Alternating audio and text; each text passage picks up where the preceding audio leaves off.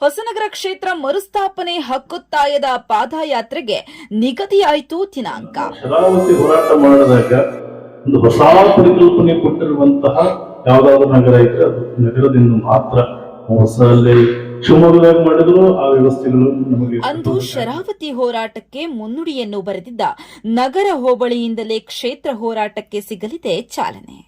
ನಗರ ಹೋಬಳಿಯನ್ನೇ ಮುಖ್ಯವಾಗಿ ಇಟ್ಕೊಂಡು ನಾವು ಪಾದಯಾತ್ರೆ ಮಾಡೋಣ ಅನ್ನೋ ಮಾತನ್ನ ಹೇಳಿ ಈ ಸಭೆಯನ್ನ ರಿಪ್ಪನ್ಪೇಟೆಯಲ್ಲಿ ಒಂದು ಸಭೆ, ಬಹಳ ದೊಡ್ಡ ಸಂಖ್ಯೆಯಲ್ಲಿ ಸಭೆ ಮಾಡಿ ಒಂದು 5,000 ಜನ ಸೇರಿಸಿ ಸಭೆಯನ್ನ ಮಾಡೋಣ ಅನ್ನೋ ನಿಲುವಿಗೆ ನಾವು ಮೊನ್ನೆ ಒಂದು ಸಭೆ ಮೂಲಕ ಚರ್ಚೆ ಆಯಿತು. ಇದು ಆಗಿರ್ತಕ್ಕಂಥ ಡೇಟ್ ಸಹ ಈಗಾಗಲೇ ತೀರ್ಮಾನ ಆಗಿದೆ. ಏಪ್ರಿಲ್ 5 ಮತ್ತು 6 ಯಾಕೆಂದ್ರೆ ಸೋಮವಾರ ಸಂತೆ ಸೇರ್ತದೆ, ಶಿವಮೊಗ್ಗದ ರಿಪ್ಪನ್ಪೇಟೆ ಸಂತೆ ಇರ್ತದೆ. ಭಾನುವಾರ ಇಲ್ಲಿ ಪ್ರಾರಂಭ ಮಾಡೋಣ ನಾವು ಉದ್ದೇಶ ಇಟ್ಕೊಂಡು ನಗರ ಭಾನುವಾರ ಎರಡು ನಮಗೆ ಅನುಕೂಲ ಆಗ್ತದೆ. ಭಾನುವಾರ ಇಲ್ಲಿ ಸಂತೆ, ಸೋಮವಾರ ರಿಪ್ಪನ್ಪೇಟೆ ಸಂತೆ, ಇವೆರಡನ್ನೂ ಸಹ ಅವಲೋಕನ ಮಾಡಿ ಈ ತೀರ್ಮಾನವನ್ನ ಮೊನ್ನೆ ರಾತ್ರಿ ಮಟ್ಟದಲ್ಲಿ ಇದ್ರ ಮಧ್ಯೆ ಒಂದು ದೊಡ್ಡ ಕಮಿಟಿಯ ಒಂದು ಸಾಮಾನ್ಯ ಕಮಿಟಿಯನ್ನು ಮಾಡಲಿಕ್ಕೆ ಗುರುಗಳಿಗೆ ನಾವು ಜವಾಬ್ದಾರಿ ಕೊಟ್ಟಿದ್ದೀವಿ. ಇದ್ರ ಮಧ್ಯೆ ಅವರೊಂದು ಸಲಹೆ ಕೊಟ್ಟು ಹೋಬಳಿ ಮಟ್ಟದಲ್ಲಿ ಒಂದು ಕಮಿಟಿ ಮಾಡಿದ್ರೆ ಹೇಳಲಿಕ್ಕೆ ಕೇಳಲಿಕ್ಕೆ ಅನುಕೂಲ ಆಗ್ತದೆ. ಆ ದೃಷ್ಟಿಯಿಂದ ಇವತ್ತು ನಗರ ಹೋಬಳಿಯನ್ನ ಪ್ರಾರಂಭ ಮಾಡೋದ್ರ ಮೂಲಕ ಇಲ್ಲಿ ಒಂದು 2,500 ಜನ ಸೇರಿಸಿ ಇಲ್ಲಿಂದ ಪ್ರಾರಂಭ ಮಾಡೋಣ ಅನ್ನೋ ಮಾತು ಹೇಳಿದಾಗ ಇಲ್ಲಿ 5 ಜನ ಸ್ವಾಮೀಜಿಗಳು ಬರ್ತಾರೆ.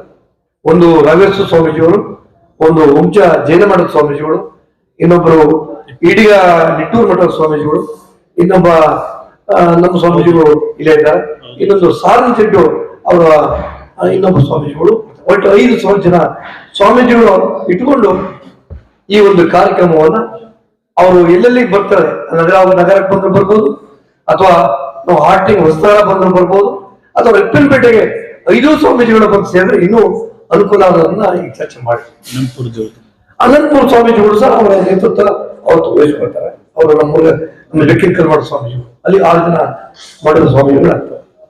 ಇದರ ಮಧ್ಯದಲ್ಲಿ ಎಲ್ಲ ನಮ್ಮ ಶಾಸಕರು, ಹೊಸನಗರ ಸಾಗರ ಶಾಸಕರು ಮತ್ತು ತೀರ್ಥಹಳ್ಳಿ ಹೊಸನಗರ ಶಾಸಕರು, ಅವ್ರಿಗೂ ಸಹ ಕಾಂಟ್ಯಾಕ್ಟ್ ಮಾಡಿ ಅವರು ಸಹ ಈ ಕಾರ್ಯಕ್ರಮದಲ್ಲಿ ಬಂದು ಭಾಗಿಯಾಗಿದ್ದಾರೆ. ಪೂರ್ವಭಾವಿ ಸಭೆಗೆ ಜೊತೆಗೆ ನಾಡಿನ ಸಭೆಗೂ ಸಹ ಅವ್ರು ಬರ್ತಾರೆ. ಜೊತೆ ಮಾಜಿ ಶಾಸಕರು ಕಿಮಲ ಇರ್ಬೋದು, ಜೊತೆಗೆ ಬೇರೆ ಇನ್ನು ಡಾಕ್ಟರ್ ನಾರಾಯಣಪ್ಪ ಇರ್ಬೋದು, ಮಂಜಾತ್ ಗೌಡ್ರು ಇರ್ಬೋದು, ಇದೆಲ್ಲ ಕರೆಸ್ತೀವಿ. ನಾವು ಹಿರಿಯ ಮುಖಂಡರನ್ನು ಕರೆಸ್ತೇವೆ. ಜೊತೆಗೆ ನಮ್ಮ MP ಆಗಿರ್ತಕ್ಕಂಥ ರಾಘವೇಂದ್ರ ಅವರು ಅಂತ ನಾವು ಫೋನ್ ಮೂಲಕ ಮಾತಾಡಿದ್ದೇವೆ. ಅವರು ನಿಮ್ಮ ಹೋರಾಟ ಪ್ರಾರಂಭ ಆಗಿದೆ, ನಾನು ಮಧ್ಯೆ ಬರ್ತೇನೆ ಮತ್ತು ಸಹ ಹೇಳಿದ್ದಾರೆ. ಅವರು ಸಹ ಪೂರ್ವಕವಾಗಿ ನಮಗೆ ಬೆಂಬಲವನ್ನು ಕೊಡ್ಲಿಕ್ಕೆ ಈಗಾಗಲೇ ಫೋನ್ ಮೂಲಕ ಮಾಡ್ತಾರೆ.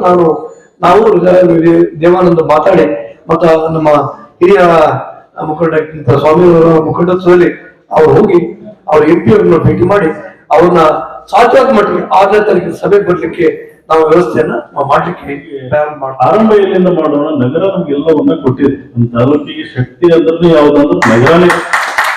ಹಾಗಾಗಿ ನಗರದಿಂದನೇ ಆರಂಭ ಮಾಡಿದ್ರೆ ಬಹಳ ಸೂಕ್ತ ಅನ್ನುವಂತ ಮಾತನ್ನು ನಾವು ಹೇಳಿದ್ವಿ. ಈಗ ನಾವಿಲ್ಲಿ ಬಂದಿದ್ದೇನಕ್ಕೆ ಅಂದ್ರ ನಗರದಿಂದ ಆರಂಭ ಮಾಡ್ಬೇಕು ಅಂತಂದ್ರೆ ನಗರದಾಗ ಎಷ್ಟು ಜನ ಸೇರಿಸ್ತೀವಿ ಅದು ನೀವು ಹೇಳ್ಬೇಕಾಗಿತ್ತು. ಸುಮ್ಮನೆ ನೀವು ಈಗ ಏನೆಲ್ಲ ಹೇಳಿದ್ರು ಕೇಳ್ತೀವಿ, ಎಲ್ಲಿ ಕೊಟ್ಟರು ಮಾತು ಎಲ್ಲರೂ ಮಾತಾಡ್ತೀವಿ. ಮತ್ತೆ ಮಾತಾಡೋದಕ್ಕೆ ನಾವು ಬೇಜಾರಂತಲ್ಲ, ಅದ್ರ ಎಷ್ಟು ಜನ ಸೇರಿಸ್ತೀರಿ, ಯಾವ ರೂಪದಲ್ಲಿ, ಯಾವ್ಯಾವ ಹಂತದಲ್ಲಿ ನೀವು ಏನೇನು ಮಾಡುತ್ತೀರಿ ಅನ್ನೋ ಹೊಸ ಆಯಾಮಗಳನ್ನ ನಾವು ಶರಾವತಿ ಹೋರಾಟ ಮಾಡಿದಾಗ ಒಂದು ಹೊಸ ಪರಿಕಲ್ಪನೆ ಕೊಟ್ಟಿರುವಂತಹ ಯಾವ್ದಾದ್ರು ನಗರ ಇದ್ರೆ ಅದು ನಗರದಿಂದ ಮಾತ್ರ. ಹೊಸಲ್ಲಿ ಶಿವಮೊಗ್ಗದಾಗ ಮಾಡಿದ್ರು ಆ ವ್ಯವಸ್ಥೆಗಳು ನಮಗೆ ಕಟ್ಟೋದಕ್ಕಾಗ್ಲಿಲ್ಲ. ಸಾಗರದಲ್ಲಿ ಎಲ್ಲರೂ ಸೇರಿ ಮಾಡಿದ್ರು ಅದು ಮಾಡೋದಕ್ಕಾಗ್ಲಿಲ್ಲ. ಹೊಟ್ಟೆ ಮೂಲಕದಲ್ಲಿ ಮಾಡಿದ್ರು ಖಂಡಿತ ಮಾಡೋದಕ್ಕಾಗ್ಲಿಲ್ಲ.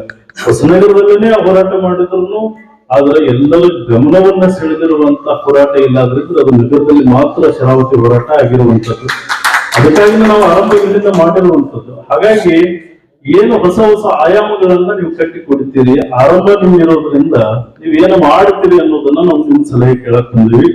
ಹಾಗಾಗಿ ಇಲ್ಲೊಂದು 10 ಗಂಟೆ 9 ರಿಂದ 10 ಗಂಟೆಗೆ ಸೇರಿಸುವಂತ ವ್ಯವಸ್ಥೆ ಮಾಡುದು. ಒಂದು 10 ಗಂಟೆ 10ವರೆಗೆ ಒಂದು ಸಣ್ಣ ಸಭೆಯನ್ನು ಮಾಡಿ ಒಂದು ತಿಂಡಿ ವ್ಯವಸ್ಥೆ ಮಾಡ್ಬೇಕು ಅನ್ನುವಂಥದ್ದು. ಮಾಡಕ್ಕಾಗತ್ತಾ? ಒಂದು ತಿಂಡಿ ವ್ಯವಸ್ಥೆ ನೀವು ಮಾಡಕ್ಕಾಗಿಲ್ಲ, ನಾವು ಮಾಡಿಸ್ತೀವಿ. ಒಂದು ತಿಂಡಿ ವ್ಯವಸ್ಥೆಯನ್ನ ಮಾಡ್ಬೇಕಾಗಿತ್ತು. ಆ ತಿಂಡಿ ಎಷ್ಟು ಜನ ಬರ್ತಾರೆ ಅವ್ರಿಗೆ ಅಷ್ಟಿಗೂ ತಿಂಡಿ ಹಾಕ್ಬೇಕು. ನೆಕ್ಸ್ಟ್ ಹೊಸನಗರದಕ್ಕೆ ಅಲ್ಲಿ ನಾವು ರಾಮಚಂದ್ರಪುರ ಶ್ರೀಗಳನ್ನು ಇವತ್ತು ನಮ್ಮ ಹಿರಿಯರನ್ನ ಇವರೆಲ್ಲ ರಾಯರು ಹೋಗಿ ಎಲ್ಲರೂ ಭೇಟಿಯಾಗಿ ಬಂದಾರೆ. ಆ ಮಠದಿಂದ ಪ್ರಸಾದ ವ್ಯವಸ್ಥೆ ಮಾಡಿಸ್ಬೇಕು ಅನ್ನುವಂಥ ಒಂದು ಚಿಂತನೆ ನಡೀತಾ ಐತಿ. ಅದಾಗ್ಲಿಲ್ಲ ಅಂದ್ರೂ ಎಲ್ಲರೂ ಧನ ಸಹಾಯ ಬೇಕಾಗಿತ್ತು. ಬಹಳ ಮುಖ್ಯವಾಗಿ ಏನಾಗೈತಿ, ಹಣ ಬೇಕಾಗಿತ್ತು. ಸ್ವಾಮಿಗಳು ಹಣ ಕೇಳ್ತಾರ, ನನ್ನ ಮಠಕ್ಕಂತೂ ಅಲ್ಲ, ಅಂದ್ರೆ ಖರ್ಚುಗಳಿದಾವೆ. ಮುಂದೆ ಅಲ್ಲಿಂದ ನಾವು 4 ಕಡೆ ಪ್ರಸಾದ ವ್ಯವಸ್ಥೆ ಆಗುತ್ತೆ. ಮುಂದೆ ಬೆಕ್ಕಲಪೇಟೆಗೆ ಹೋಗಿ ಇದನ್ನ ಸಮಾರೋಪ ಮಾಡಬೇಕು ಅನ್ನುವಂಥದ್ದನ್ನ ನಾವು ಓಪನ್ ವೇದಿಕೆ ಮಾಡಿ ಬಹಳ ದೊಡ್ಡ ಪ್ರಮಾಣದಲ್ಲಿ ಕನಿಷ್ಠ ಅಂದ್ರೆ ಒಂದು 3-4 ಸಾವಿರ ಜನ ಆದ್ರೂ ಸೇರಿಸಿ ಮಾಡಿದ್ರೆ ಮಾತ್ರ ನಮ್ಮ ಹೋರಾಟಕ್ಕೆ ಶಕ್ತಿ ಬರುವಂತದ್ದು.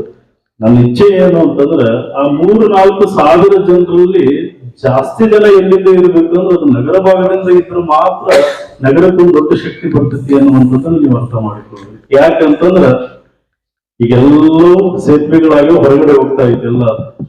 ಈಗ ನಗರ ಗಟ್ಟಿ ಮಾಡಿಕೊಳ್ಬೇಕಾಗಿತ್ತು ನಾವು. ಶಿವಪ್ಪನಾಯಕ ಆಳಿರುವಂತ ವ್ಯವಸ್ಥೆ, ಚನ್ನಮಾಜಿ ಆಳಿರುವಂತ ವ್ಯವಸ್ಥೆ, ಕೋಟೆ ಇರುವಂತದ್ದು ಏನೆಲ್ಲ ಇತ್ತು, ಇಲ್ಲಿ 5 ಪಂಚಮಠಗಳು ಇರುವಂತದ್ದು ಎಲ್ಲ ಇತ್ತು. ಏನು ಇಲ್ಲಾದಂತ ವ್ಯವಸ್ಥೆ ಒಳಗೆ ಈ ನಗರ ಇರೋದ್ರ ಆದರೂ ಸಮೇತವಾಗಿ ವಿಧಾನಸಭಾ ಕ್ಷೇತ್ರದ ಈ ಮರು ಸ್ಥಾಪನೆಗೆ ಯಾರು ಬಹಳ ಶಕ್ತಿ ಕೊಟ್ಟರು ಅಂತಂದ್ರ ನಗರ ಭಾಗದವರು ಬಹಳ ಶಕ್ತಿ ಕೊಟ್ಟರು ಅನ್ನೋದಕ್ಕಾಗಿ ಮಾತ್ರ ಅದು ಬಂದ್ರೆ ಮಾತ್ರ ಅದಕ್ಕೆ ಶಕ್ತಿ ಬರ್ತೈತಿ ಅನ್ನುವಂಥದ್ದು ನೀವು ಅರ್ಥ ಮಾಡಿಕೊಳ್ಳಿ. ನೀವು ಅಷ್ಟು ಪ್ರಬಲವಾಗಿ ಗಟ್ಟಿಯಾಗಿ ಬರ್ರಿ ಅನ್ನೋದಕ್ಕಾಗಿ ನಾವು ಕರೆಯೋದಕ್ಕೆ ಬಂದೇವೆ. ಇಲ್ಲಿ ಪಕ್ಷ ಬಿಡ್ರಿ ಮೊದ್ಲೇದನ್ನ ನಾನು ಯಾವಾಗ ಹೇಳ್ತಿರ್ತೇನೆ, ನಮ್ಮ ಮಠದಲ್ಲಿ ಇದನ್ನ ಕಡೆಕಾಗಿ ನಾ ಹೇಳಿದ್ದೆ. ನಮ್ಮ ಮಠದಲ್ಲಿ ಅಣ್ಣರಿದ್ರು, ಸ್ವಾಮಿರವರು ಇದ್ರು. ನನ್ನ ಪಟ್ಟಾಧಿಕಾರದ ಸಂದರ್ಭದೊಳಗೆ ರಾಜಕಾರಣ ಅನ್ನುವಂಥದ್ದು ಧರ್ಮದ ವ್ಯವಸ್ಥೆಗಳಲ್ಲಿ ಹಿಂದೆ ಸಾಮಾಜಿಕವಾಗಿರುವಂತ ಸಂದರ್ಭದೊಳಗ ನಾವು ಹೇಗೆ ಪಾದರಕ್ಷೆಗಳನ್ನ ಹೊರಗಡೆ ಹೇಗೆ ಇಟ್ಟು ಬರ್ತೀವಲ್ಲ ಹಾಗೆ ನಾವು ಬಿಟ್ಟು ಬಂದ್ವಿ ಅಂತಂದ್ರ ಇಲ್ಲಿ ಏನಾದ್ರೂ ಕಟ್ಟೋದಕ್ಕೆ ಸಾಧ್ಯ ಆಗಿರುವಂತ ಬಿಟ್ಟು ಬಿಡ್ಬೇಕದ. ಇವರು ಈಗ ನಾವು ರಾಜಕಾರಣಿಗಳಂತ ಅವ್ರ ವ್ಯವಸ್ಥೆಗಳನ್ನ ರಾಜಕಾರಣಿಗಳಾಗ್ತಾರೆ. ಅವರ ಕ್ಷೇತ್ರದ ವ್ಯವಸ್ಥೆ ಬಂದಾಗ ರಾಜಕಾರಣಿಗಳಲ್ಲ, ಅವರು ಸಾಮಾಜಿಕ ಚಿಂತಕರು ಅಂತ ನಾವು ಅವ್ರನ್ನ ವಿಚಾರ ಮಾಡಿಲ್ಲ, ಅವ್ರನ್ನ ಕುಂದಿರಿಸಿಕೊಂಡಿರುವಂತದ್ದು. ಹಾಗಾಗಿ ಸಾಮಾಜಿಕವಾಗಿ ನಾವ್ ಏನಾದ್ರೂ ಗಟ್ಟಿಗೊಳಿಸ್ಬೇಕಂದ್ರೆ ಮೊದ್ಲಿಗೆ ಬಿಡ್ಬೇಕಾಗಿದ್ದು ರಾಜಕಾರಣ ಬಿಡ್ಬೇಕಾಗಿರುವಂತದ್ದು. ಮತ್ತೆ ಈ ಭಾಗದಿಂದ ನಾವು 20 ಜನರ ಹೆಸರು ಕೊಡ್ಬೇಕು. ನೀವು ಎಷ್ಟು ಜನರದ್ರಿ? 20 ಜನರನ್ನ ಸಾಹಿತಿಗಳು, ಮೊದಲನೇದಾಗಿ ಸಾಹಿತಿಗಳು, ಸಾಮಾಜಿಕವಾಗಿ ಹೋರಾಟ ಮಾಡುವಂತವ್ರು, ರಾಜಕಾರಣದಲ್ಲಿ ಪ್ರಚಲಿತವಾಗಿ ರಾಜಕಾರಣದಲ್ಲಿ ಹಿರಿಯ ರಾಜಕಾರಣಿಗಳು, ಹೀಗೆ ಮತ್ತು ರೈತರು ಇರ್ತಾರೆ. ಇಂಥವ್ರನ್ನೆಲ್ಲ ಸೇರಿಸಿ 20 ಜನರು ಒಳ್ಳೆಯ ಸಾಮಾಜಿಕವಾಗಿರುವಂತ ಒಂದು 20 ಜನರ ಹೆಸರು ಕೊಟ್ರೆ ಸಮಿತಿ ಮಾಡಬೇಕು ಅನ್ನೋ 3 ಹಂತದ ಸಮಿತಿ ಮಾಡಬೇಕು ಅನ್ನೋಂತ ಒಂದು ಉದ್ದೇಶ ಐತಿ. ಆ ಸಮಿತಿಗಳಲ್ಲಿ ಅವ್ರನ್ನ ಕೇಳ್ತಾರೆ, ಸಾಹಿತ್ಯಗಳನ್ನೆಲ್ಲಿ ಹಾಕ್ಬೇಕು, ಚಿಂತಕರನ್ನೆಲ್ಲಿ ಹಾಕ್ಬೇಕು, ಯುವಕರನ್ನ ಹೋರಾಟಗಾರನೆಲ್ಲಿ ಮಾಡಬೇಕು ಅಂತೇಳಿ. ನಾವು ಏನಾರು ಹಾಕೊಂಡು ಬಿಟ್ಟರೆ ನಾನು ಹಾಕೋಬಹುದು ಅಂತ ನೀವು ಹೇಳ್ತೀವಿ. 20 ಮಂದಿ ನೀವೇ ಕೊಟ್ಟು ಬಿಟ್ರೆ ನಮ್ಗೆ ಸಮಸ್ಯೆ ಇರೋದು. ಹಾಗಾಗಿ 20 ಜನರನ್ನ ನೀವೇ ಹೆಸರನ್ನ ಗುರುತಿಸಿ ನಮ್ಗೆ ಲಿಸ್ಟ್ ಕೊಡ್ರಿ. ಅದನ್ನ ಹೇಗೆ ಸಮಿತಿ ಮಾಡಬೇಕು ಅನ್ನೋದಕ್ಕೆ ಮತ್ತೊಂದು ಮೀಟಿಂಗ್ ಕರಿತೀವಿ, ಕರೆದ್ಬಿಟ್ಟು ನಾವು ಅದನ್ನ ಮಾಡ್ತೇವೆ ಅನ್ನೋದಕ್ಕಾಗಿ ಇಲ್ಲಿ ಬಂದಿಲ್ಲ. ಪ್ರಾಮಾಣಿಕವಾಗಿರುವಂತ 2 ಹುಡುಗರನ್ನ ಅದಕ್ಕೆ ನಾವು ಜವಾಬ್ದಾರಿ ಕೊಟ್ಟಿರ್ತೀವಿ. ಅವ್ರ ಹೆಸರ ಮೇಲೆ ಅದನ್ನ ಅಕೌಂಟ್ ಮಾಡಿರ್ತೀವಿ. ಬೇರೆ ಅದನ್ನ ಯಾರು ಮುಟ್ಟಂಗಿಲ್ಲ ಹಣವನ್ನ. ಅದು ಉಳಿತು ಅದು ಏನಾಗುತ್ತೆ ಏನು ಅನ್ನೋದನ್ನ ಸಂಪೂರ್ಣವಾಗಿ ವಾಟ್ಸಪ್ ಅಲ್ಲಿ ಅದು ಮಾಹಿತಿ ಬರ್ತಾ ಹೋಗ್ತಿದೆ. ಅದು ಹಣದ 1 ರೂಪಾಯಿ ಸಮೇತವಾಗಿ ನಮ್ಮ ಮಠದ ವ್ಯವಸ್ಥೆಗಳನ್ನು ನಾವು ಹೇಗೆ ನಿಭಾಯಿಸ್ತೇವಲ್ಲ ಹಾಗೆ ಸಮಾಜದ ಹಣ ಸಮಾಜಕ್ಕಾಗಿ ಅದರ ಸಮರ್ಪಣೆಯನ್ನು ನಾವು ಮಾಡ್ತೀವಿ.